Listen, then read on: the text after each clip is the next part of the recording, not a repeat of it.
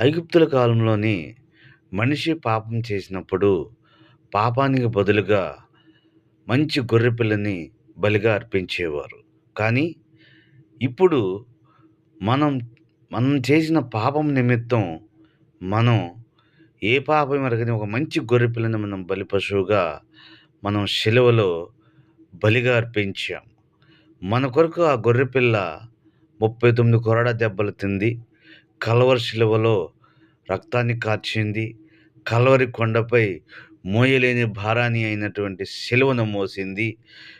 ముళ్ళ కిరీటాన్ని గూడా ధరించింది.